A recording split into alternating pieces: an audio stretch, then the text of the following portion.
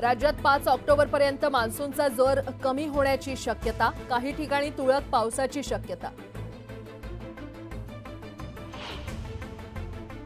6 October नंतर राज्यात पुन्हा पावसाचा जोर वाढणार। 13 ऑक्टोबरपर्यंत पुन्हा मध्यम ते जोरदार पावसाचा हवामान खात्याचा अंदाज। पुण्यात उद्यापासून पुन्हा पावसाचा जोर वाढणार। उद्यापासून पुढील 5 दिवस मुसळधार पावसाचा अंदाज।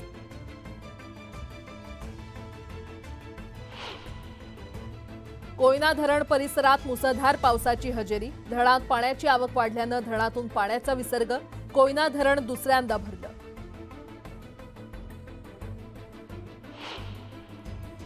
जायकवाडी धरणात पाण्याची आवक वाढली। आवक वाढल्यानं धरणातून 57,000 क्युसेक वेगानं पाण्याचा विसर्ग। धरणातील पाणीसाठा 99%वर।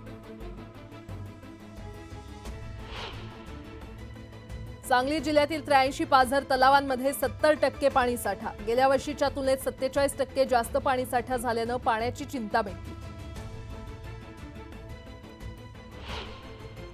बुलढाण्यातील 10 जिल्ह्यांमध्ये अतिवृष्टी। मुसळधार पावसामुळे मोताळा, खामगाव आणि लोणार तालुक्यात शेतीचं मोठं नुकसान।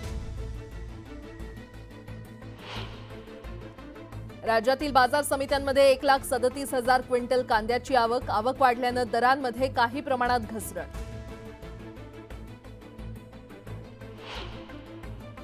सप्तशृंगी गड घाट रस्ता मलबा हटवण्यासाठी सोमवारी राहणार बंद। सकाळी 7 ते दुपारी 12 या वेळेत राहणार बंद।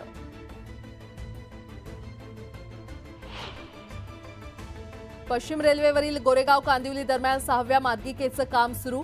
या कामासाठी आज रात्री 12 वाजल्यापासून रविवारी सकाळी 10 वाजेपर्यंत 10 तासांचा ब्लॉक।